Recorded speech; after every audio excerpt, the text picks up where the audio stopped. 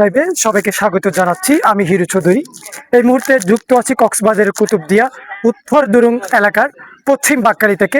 আমার পিছনে আপনারা যেটি দেখতে পাচ্ছেন এটি হচ্ছে যে 4টি পরিবারের চলাচলের রাস্তা।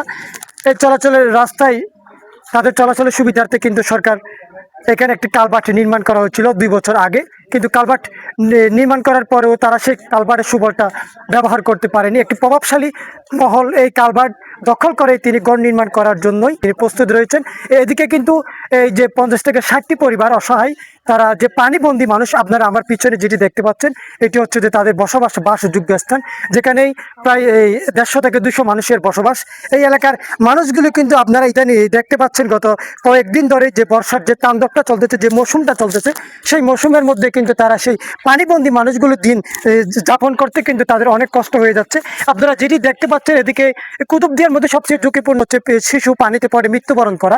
পানিবন্দী মানুষগুলো কিন্তু আজ তারা মানবেতর জীবন যাপন করতেছেন। তারা এই বিষয়ে কিন্তু এই বর্ষার পূর্বে কিন্তু ইতিমধ্যেই তারা স্থানীয় ইউপি চেয়ারম্যান এবং থানায় বারবার অভিযোগ করার পরেও তারা কোনো সুফল বয়ে আনতে পারেনি। ফলে আজকে দেখতে পাচ্ছেন তাদের সেই শিশু কিশোর বাচ্চারা স্কুলে চলাফেরা করতে পারতেছে না, তাদের যাতায়াতের অসুবিধা হচ্ছে। যারা এই বসবাসযোগ্য মানুষ আছেন তাদের মুখ থেকে আমরা আজকে জানবো তাদের সেই দুঃখের কথা। কালবার সহ লোড সহ কমপ্লিট নাড়ি ফেলার এখন আর এর বাধা দিই তো বাধা দানোর পরে না মানানোর পরে আর হাতে তোরা বিচার দিই তো বিচার দিতে হয়ে আর চেয়ারম্যান হাজার বিচার দিই।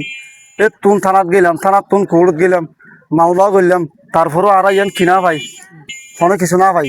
এর দূর মাঝে আর বাসন অবস্থাতে আছে আর বেগিন এর দূর মাঝে পানির মাঝে কি আছে বাসনত আছে তারা ইয়ান বলি রাখান সরকার আছে খালবার ফরিবার সালাফিরার মতন সুযোগ সুবিধা চাই। আর এখানে একটা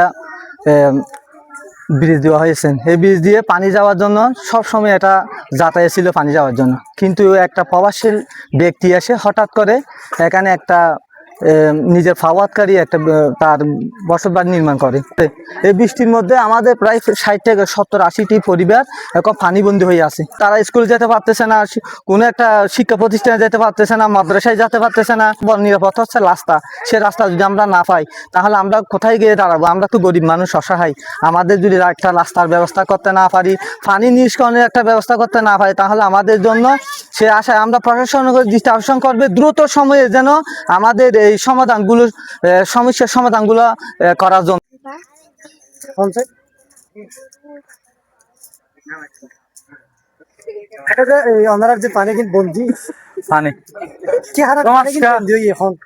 পানি বন্ধী হয়ে যান খালবার প্রভাবশালী মানুষ খালবার নাড়ি ফেলে রাস্তা নাড়ি ফেলে পানি বন্ধী হবে জায়গা ইয়ান আসলে সরকারের ফুল দিয়ে সরকার ফুল দিয়ে পানি চললে আর রাস্তা না পাই, পানি যাতায়াত না পাই, স্কুল যাই পড়াশোনা করি না, মানুষ আড়াআড়ো করি না, পানি বন্দি থাকে না, হারানো রাস্তাঘাট খেতি কোলা ফৌজ জাল বেন ডুবি যার মানুষজন যাতায়াত করি না। আর পানি যাই পেলে রাস্তা চাই, পানি যাই পেলে গিয়া চাই অনেক সুযোগ সুবিধা করে দিয়ে না পারবো না। বাড়িঘর ডুবি যার গর এখন নিতে গেছে এত অসুবিধা গিয়ে আর গরু শহর গলতে নিতে অসুবিধা।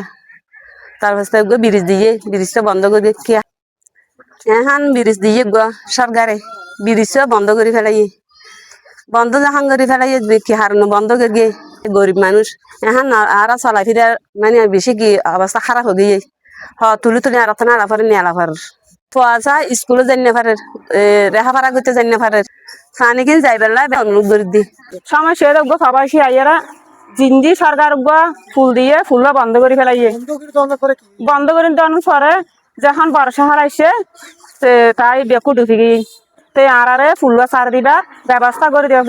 এই সিলিন্ডার সারের হাতে অনুরোধ জানাই যে আরা এই পানি কিন সারাইবার ব্যবস্থা করিবার দিবার লাই আরে।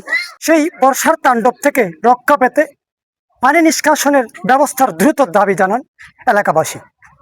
আপনাদের সাথে আছে আমি হিরু চৌধুরী, চ্যানেল এচ কুতুবদিয়া।